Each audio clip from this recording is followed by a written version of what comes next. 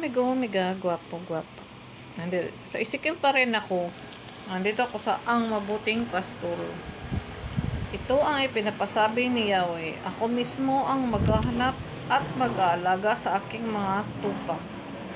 Kung paanong hinahanap ng pastor ang tupa niyang nawawala, gayon ko hahanapin ang aking tupa. Kukunin ko sila saan man sila itinapon noong panahon ng kanilang kasamaan. Tanda natin, nung panahon ng kanilang kasamaan. Titipunin ko sila mula sa iba't ibang dako upang ibalik sa sarili nilang bayan. Doon ko sila alagaan sa kaparangan ng Israel at sa tabi ng mga bukal ng tubig at sa mga magagandang pastulan. Nag-react ang Holy Spirit ko dito sa 13. Titipunin ko sila mula sa iba't ibang dako upang ibalik sa sarili nilang bayan. Doon ko sila alagaan at sa kaparangan ng Israel sa tabi ng mga bukal ng tubig at sa magagandang pastulan. Alagaan ko sila ng sariwang pastulan, na tahimik na kaburulan ang Israel. Mamahinga sila ng sariwang pastulan. At manginginain ng sariwang damo sa kaburulan ng Israel. Ako mismo ang magpapastol sa kanila at hahanap ng kanilang pahingahan. Hahanapin ko ang nawawala, ibabalik ang nalalayo, hilutin ang napipilay, palalakasin ang mahihina at pabantayan ang malulusog at malalakas. Ibibigay ko sa kanila ang kailangan nilang pagkain sa inyo. Aking kawan, ito ang sinabi ko sa inyong bayan, sa inyong Diyos na si Yahweh. Ako ang magiging hukom ninyo. Pagbubukurin ko ang mabubutit masasama, ang mga tupa at ang mga kambing. Hindi kayo magkakasya sa panginginain. Sinisira ninyo ang di ninyo maubos. Bakit hindi na lang kayo uminom hanggang ibig ninyo? Bakit kinakalambog pa ninyo ang tubig na natitira? Ang kinakain ng aking kawan ay ang dinadarupak ninyo at ang iniinom ay yaong kinakalambog ninyo. Dahil dito, sabi ni Yahweh, ako mismo ang magbubukod-bukod sa malulusog at mahihinang tupa. Ginigit-git ninyo at sinusuwag yaong mahihina hanggang sa sila'y mangalat kung saan-saan. Dahil dito, ako ang mangangalaga sa aking kawan at hindi ko papayagang sila'y inyong apihin. Pagbubukurin ko ang mabubuting tupa at masasama. Itatalaga ko sa kanila ang isang hari tulad ng lingkod kong si David. Siya ang magiging pastor nila. Akong si Yahweh ang magiging Diyos. Sila at ang mamamahala sa kanila ay isang haring tulad ng lingkod kong si David. Akong si Yahweh ang may sabi nito. Gagawa ako ng tipan upang mabuhay sila ng mapayapa. Paalisin ko sa lupain ang mababangis na hayop upang ang mga tupa ko'y magkaroon ng kapanatagan kahit ang nasa kaparangan o kagubatan. Pagpapalain ko sila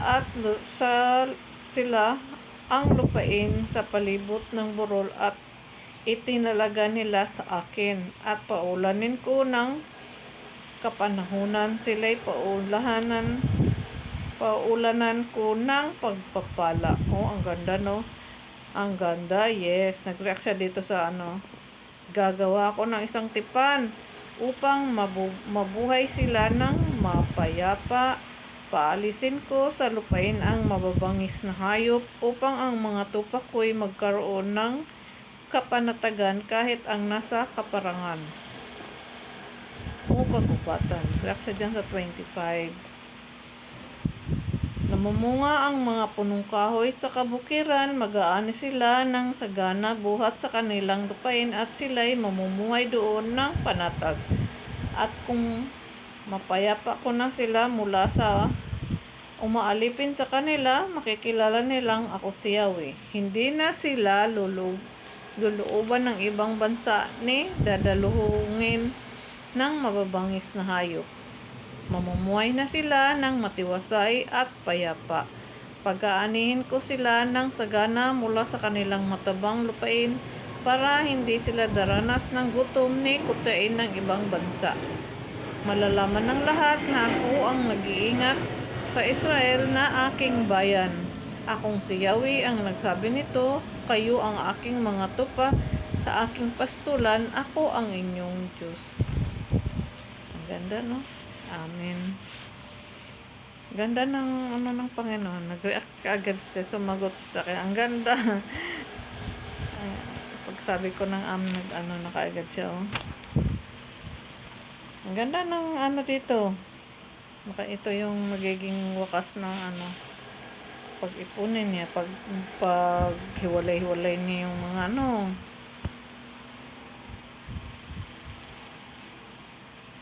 ang masama at ang mabuti.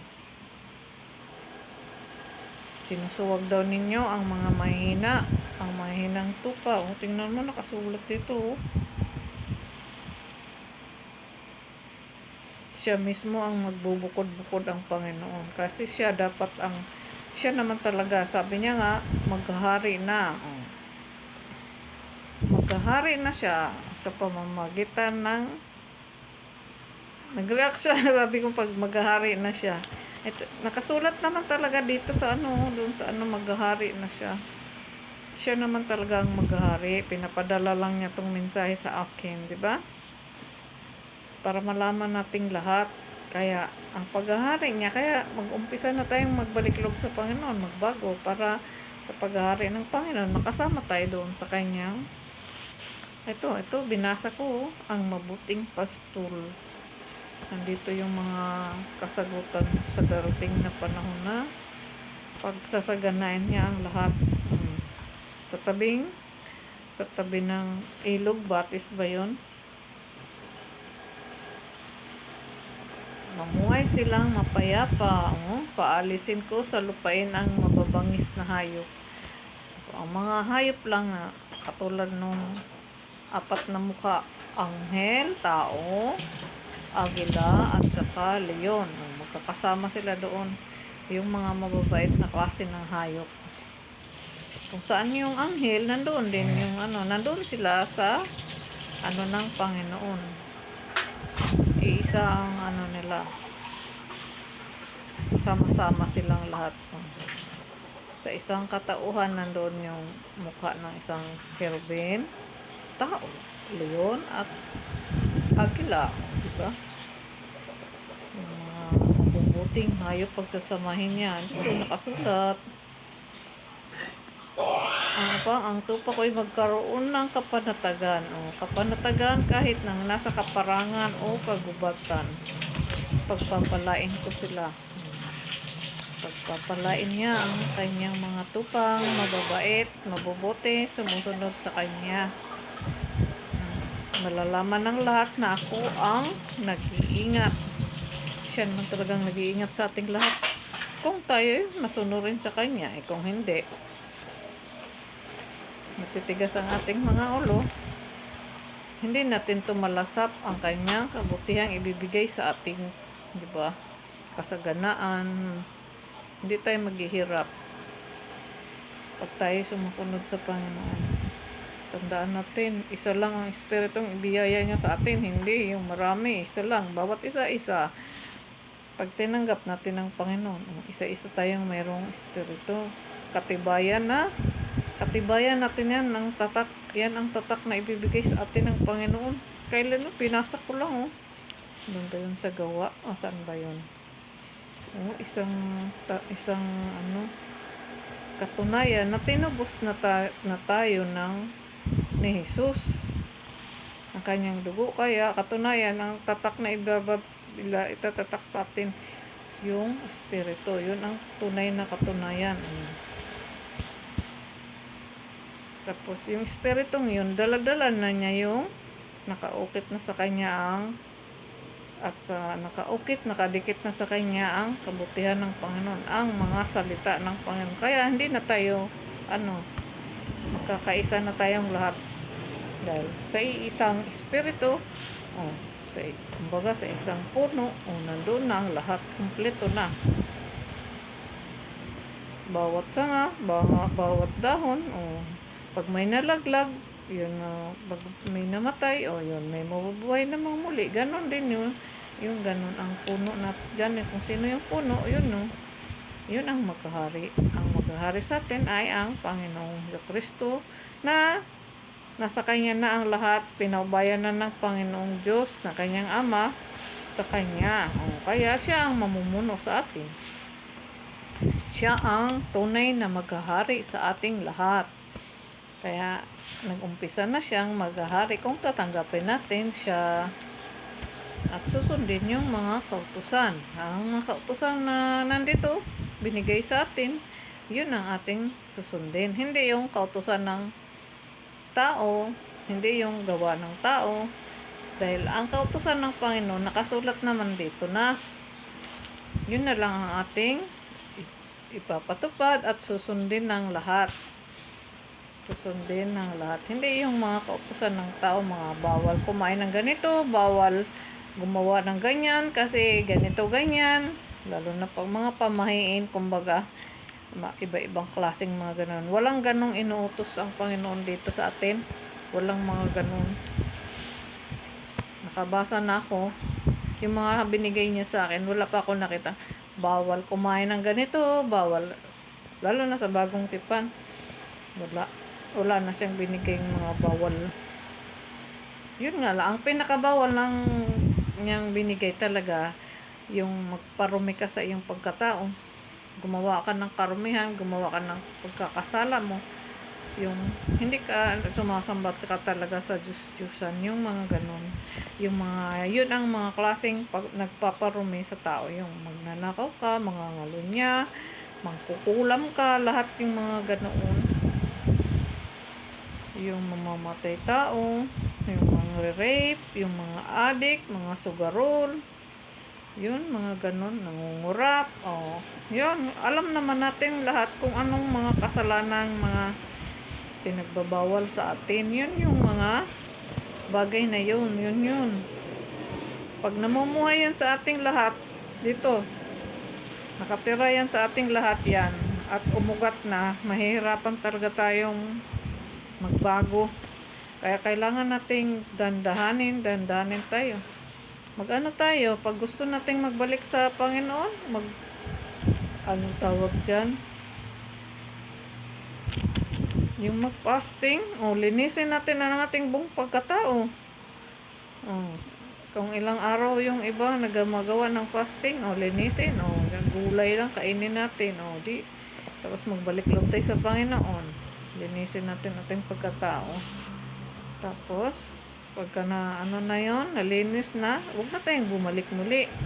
Kasi pag bumalik tayo, wala na, mamamatay na tayo dahil hindi na tayo nagpakabuti. Dapat pagka ganon, magpakabuti na tayo ng tuloy-tuloy. Nag-react tuloy siya. Kaya gusto ng Panginoon talaga magbago tayong lahat. Binigyan niya tayo ng pagkakataon. Tingnan mo yung mga nakasulat dito. Ito yung ibibigay niya sa atin. Patitirahin niya tayo sa malapit sa tubigan, malapit sa ilog, sa batis. Para hindi tayo lahat ng mga pangangailangan natin, libre na lahat, 'di ba? Libre na binigay ito sa atin. Wala namang isa sa ating lahat tayo binigyan ng ganang. Una nating mga ninuno, 'di ba? Pinamanahan sila ng lupain, tapos 'yun naghati-hati silang lahat. Mga lahi ni ganito, lahi ni Jacob, lahi ni kung sino-sino ba 'yun, ni Josue. Mga lahi-lahi hanggang sa umano na sa ibang angkan-angkan nila. Ako, hindi ko alam saan ako nagmula. Kanino ako nagmulang lahi. Kay Benjamin, kay kung kanino. Nakasulat naman yun doon sa 12, yung sa 144. Kung kanino tayo doon nagmula. Yun yung ating mga pinagmulang lahi noon. Ngayon, sa panahon natin, Hindi ko alam pa paano mag-trace ng ganon. Yung mga alam dyan, alam nila yun. Nakakaalam sa mga pagtitrace ng mga ganyan kung saan ka nagmulang lahi. Sa anak mo ni No, di ba si Noe, tatlong ano lang yan. Nag-react yung Holy Spirit ka. Tatlong anak yun ni Noe. Nung ano yung ba, ilan lang yung naligtas, di ba? Tatlong anak niya. Si Sem, sino pa ba yan? Kung ano, tatlo yung anak niya. Doon tayo nagmula hanggang sa kumalat na nga. At kumalat ng kumalat. Di ba nagmula talaga tayo sa iisa lang, sa isang pinagmulan at pinadami ng pinadami. Sila noon pinapadami, ngayon pinapadami natin ang mga anak ng makasalanan, anak ng pagkakasala sa pangangalo niya. Yun, pinagpadami natin. Nakasulat rin yan dito eh. Yung mga anak sa pagkakasala, pinapadami natin. Kung lahat sana tayo mabuti, di lahat ng mabubuti ang ating mga anak, mga anak. Pero doon nag-umpisa sa anak ni Eva at ni Adan. Yun, sinumpa tayo. At yun na yun, nag-umpisa. Hanggang sa sunod-sunod na yung mga lahi-lahi, iba-ibang henerasyon. Ngayon, may katawagan nga tayo, anong henerasyon na tayo? Millennial. Kaya, may darating pang henerasyon, ipamana natin ang katotohanan ngayon dito. Kasi, kung hindi natin to ipamamana sa kanila ang mga ito, lalo silang maging magulo sa panahunan nila. Kawawa yung mga darating talaga. Kung sa akin lang kapanahunan, hindi masyado. Pero itong mga kapanahunan na ito, sa millennial, ang dami-daming mga pagsubok. Kaya kailangan sa mga kabataan ngayon, marami silang alam tungkol sa mga katuruan ng Panginoon. Malalaman dapat nila ito kasi kung hindi, ang gulo-gulo ng mundo, sobra-sobra na kadami ang mga anak sa pagkakasala at ilan lang yung maliligtas sa mga anak ng hindi pagkakasala. Kasi kaya puspusan dapat ang ating pangangaral dito para maligtas ang lahat, dahil yan ang gusto ng Panginoon, maligtas tayong lahat. Ayaw niya yung napunta tayo sa kailaliman doon sa impyerno, mamatay tayo doon, pahirapan tayo doon ng husto. Samantalang yung mga naglingkod sa Panginoon, yung mga nagbalik loob sa Panginoon, ang saya-saya ng buhay, no? Ang saya-saya ng buhay, pantay-pantay silang nagkakasayahan, walang inaatupag kundi kaligayahan sa buhay magpakailanman. Yan mga biyaya sa atin. Hindi ka na mamamatay dahil magpakailanman nga yung gusto niya sa atin wala. Kaya sana lang sa darating nating mga henerasyon, kung kayo'y nasa edad ngayon na pwede pang magkaanak, pwede pang lahat naman pwedeng magkaanak kahit matanda na, kasi pag ginusto ng Panginoon, bibigyan ka ng maliit na supling, kahit may edad ka na, pwede pa. Dahil kayang-kaya niyang gawin yan. Tingnan mo nga si Abraham, na yung partner niya, diba? Matanda na, binigyan pa, nag-react yung Holy Spirit ko. Matanda na, binigyan niya ng supling, diba? Nagkaanak at dumami, parang kumbaga singdami rin ng buhangin. Nag-react ang Holy Spirit ko. Talaga naman, totoo at sobrang na nga naman nating dami ngayon. Kaya kailangan nating magbalik loob sa Panginoon para lahat tayo ay mga anak ng Panginoon. Hindi tayo matawag na anak sa pagkakasala. Kasi nakasulat naman din yan dito, lahat. Mga anak sa pagkakasala. Gusto nyo ba yun? Padamihin natin yung ganon? Di puro tayo magugulo. Puro lahat ng katuruan dito dapat ilabas natin, hindi natin ililihim sa ating mga kapwa. paalam natin para reminder naman yan. Kaya nga gusto niya ng paalalahanan ang bawat isa. Kasi reminder nga naman yun sa atin, di ba? Kung hindi natin magawa, kaya nga dito ako sa social media eh. Kasi pag maganda yung actual, yung mga may edad na mag-ano sa ano. Kasi nakikinig sila sa mga school. O, di ba? Binigyan ng karapatan yun ng Panginoon yung sa mga guro, mga apostol, mga ano pa, di ba? Mga sacerdote, mga propeta. Yun, binigyan ng karapatan yun ng mga ebanghelista. Magbibigay ka ng salaysay sa mga nasasakupan mo para malalaman nating lahat ang kautusan ng Panginoon na pinamana niya sa atin. Pinamana niya sa atin. Ang ganda-ganda ng pinamana niya sa atin. Hindi niya gustong ipamanang maging mayaman ka. Katamtaman lang. Makontento ka sa buhay. Hindi ka na maghangad ng ikakapalalo. Kasi pagka naghangad ka ng sobra-sobra, wala nga, mapalalo ka nga, mapasama ka na. Kasi marami ka nang gustong abutin. Gusto mo nang lampasan ng kagalingan ng Panginoon. Tapos hindi naman pinaubaya yun sa'yo. Di napapalalo ka na. Bibigyan ka ngayon ng warning. Oh. Pag sa Panginoon ka, talagang sundin mo ang lahat. Maging masunurin tayo sa Kanya. Gusto niya nga, nga, sabi niya, maging katulad niya tayo.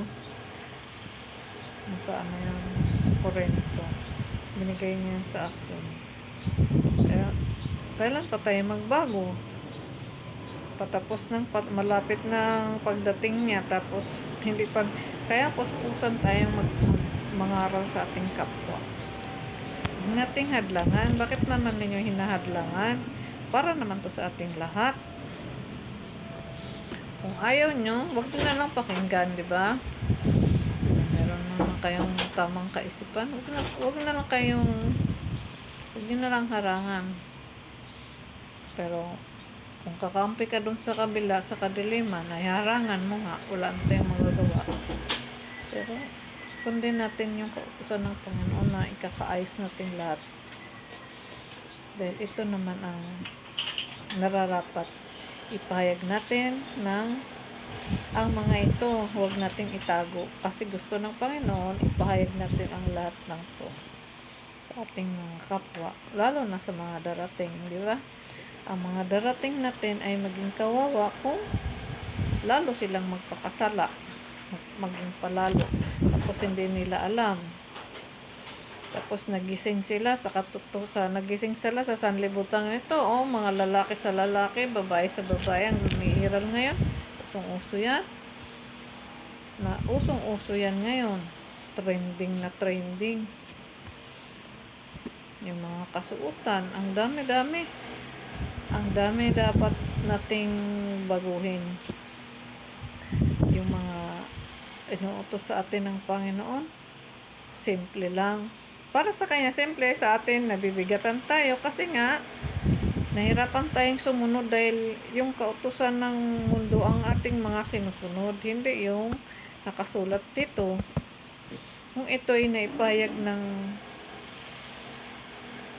maayos, maayos naman ang pagpapahayag nila. Yun nga lang, kasi nga yung iba nakatago pa, hindi na isiwalat ng lahat. Kaya, maraming umiiral na makasalanan, maraming umiiral na sumusunod sa maling katuruan. Kasi nga, hindi naman na ipapaliwanag ang iba dito, hindi na ibibigay sa ating mga kapwa. At ilan lang din yung mga nakikinig sa dami ng tao sa mundo. Abundant ang Panginoon. Kahit gaano tayo kadami, kayang-kaya niya tayong pakainin. Kahit sabihin man natin puro mana yung pinapakain niya, pwede siyang magbigay talaga ng ano. At nasa sa atin pa rin naman, kung magsikap tayong mag-alaga ng mga makakain tayo ng mga ganyang pagkain. Kasi biyaya naman yan sa atin lahat. Bago niya tayo ginawa, kumpleto na ang mundo natin. Paggising natin, ayan na. Kumpleto na. Yun nga lang, ang nag-i-evolve yung mga electric, mga ganon, mga current, yung mga sobra ng high-tech na sobra-sobra na maging gabundok na nga yan sa taktang panahon, maging basura, gabundok na basura. Tingnan mo, ang ganda-ganda ng paulanin ng Panginoon ng pagpapala ang bawat isa sa atin, no? Pagpapala sa bawat bansa, kung ang lahat ng bansa ay nagkakaisa na, paulanin niya ng pagpapala. Ayaw niyo ba yung ganun? Lahat tayo namumuhay sa kautusan ng Panginoon. Sumunod tayo, di ba? Ang saya-saya nun, wala nang iyakan, wala nang sakit ng loob, wala nang inggitan, wala na lahat yung mga ganun. Ang ganda-ganda ng biyaya sa atin ng Panginoon pagdating ng mga ganung takdang panahon. Kung ako yung pangarap ko, magkaisa tayong lahat, walang inggitan, nagbibigayan, nagkalakhakan, o diba? Nagbibigayan, lahat libre. Ngayon, wala ka na makitang libre. Merong libre yung iba-ibang, bihira na talaga ang libre ngayon sa panahon natin ngayon. Bihira na ang libre. Kasi ang pinapairal natin yung mga walang kabuluhan talaga sa mundo. Mga nasa mundong walang kabuluhan para sa Panginoon. Yung pagmamahalan ang pinaka makabuluhan sa Panginoon. Kaya gusto niya magkaisa tayong lahat. Huwag tayong inggitan. Huwag tayong mag-away-away. Walang magkaisa tayo sa isang lagunin ng Panginoon sa atin. Napakaganda naman. Mga nakasulat dito, Kaya dapat tayo sumunod sa Kanya. Ang Panginoon ang hahanap sa Kanyang mga pastol. Kaya pag-isay niya tayong lahat. Siya magbibigay ng kakainin natin. Katulad ng mga nakasulat dito, mga sinasalaysay niya para sa atin, para malaman natin yung mga kapanahonan nila noon, ilan pa lang yun sila, diba? Sinusunod nila kahit wala silang hari, ang nag-ano sila ng ibang taong may kakayahan. Kukunti pa kasi sila noon, ilan-ilan lang. Tapos ang Panginoon ang nag-uutos sa kanila kung kaya ba nila yung lulusubin na ba nila o hindi. Kasi ang Panginoon ang